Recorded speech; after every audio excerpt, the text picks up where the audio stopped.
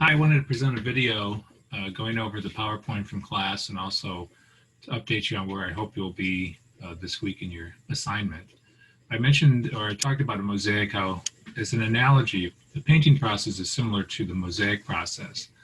And mosaics, as you know, historically are small pieces of glass or tessera that are put side by side. And the Romans used it quite a bit, and even architectural designers today still use it for its permanence.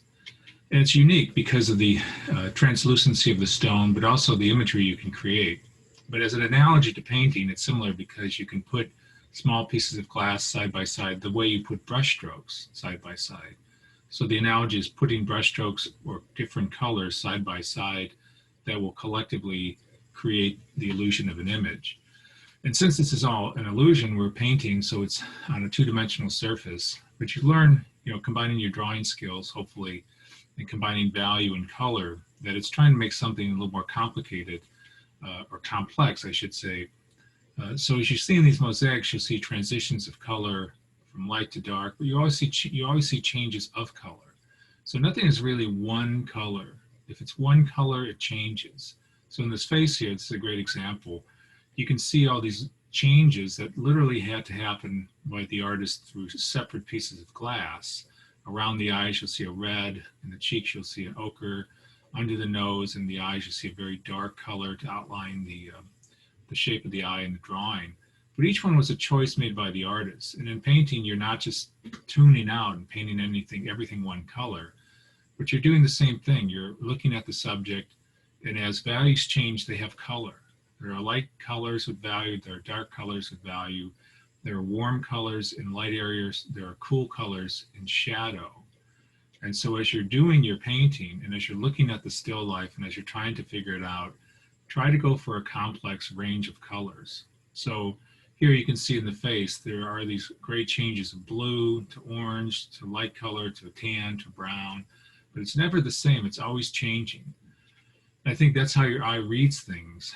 And that's how I want you to be trying to approach this painting assignment, that you're looking for changes of color, you're looking for a complexity of color. It doesn't have to be super complex, but something more than one or two colors. So if you're painting an orange, hopefully it's more than one flat orange, because the object changes. If it's in light, it's one tone, it's one color.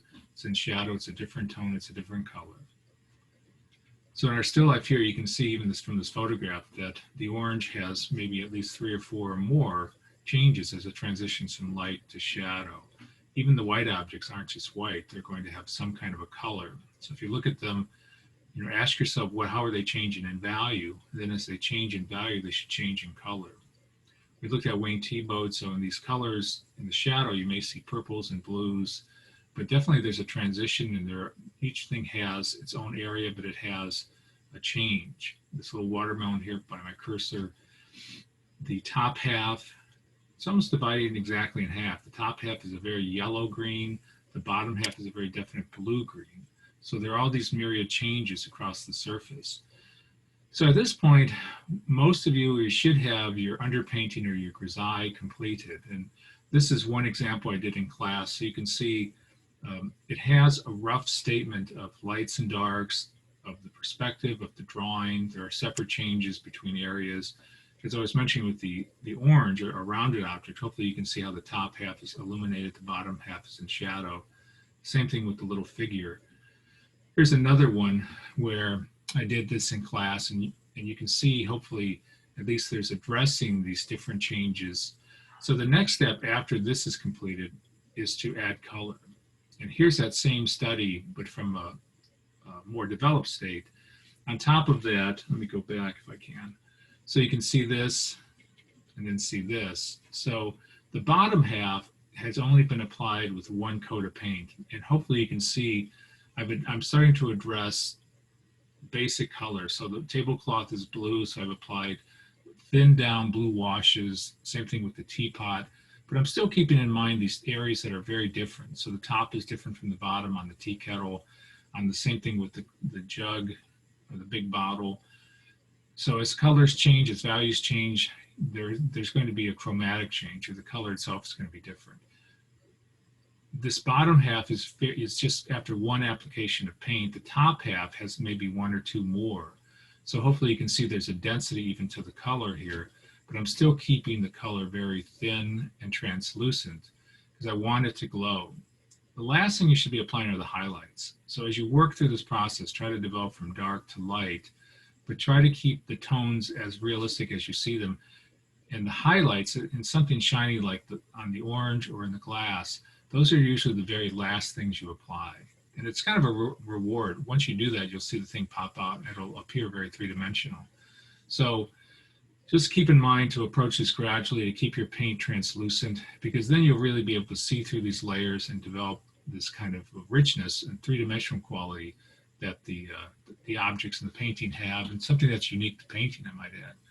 I want to also state that it's something as interesting as painting the flower. There's a lot of suggestion on the inside here, and even if you can see the inside of this vase, it's pretty vague. I mean, I put down only the essentials of the stems, and then what's really specific. So there's a difference between what's vague and what's specific. The specific areas are the contour. Notice how the contours really define the shape of the vase. The highlights really define where the light source is coming from. Same thing with this flower. What's really ambiguous is the inside, but what's specific is the shape on the outside, the contour. That's where the shape really reveals itself, or the texture of the flower becomes more apparent. So it's a little trickery, but you can gain this, or you can learn this as you progress in the process of painting with more experience. But for what we're doing this week, especially transitioning from grisaille or value to color, just keep in mind that it's a layering process. And just like the idea of the mosaic, you're going to be looking for color changes.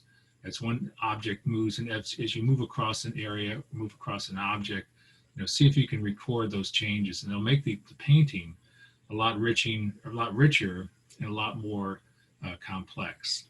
So thanks.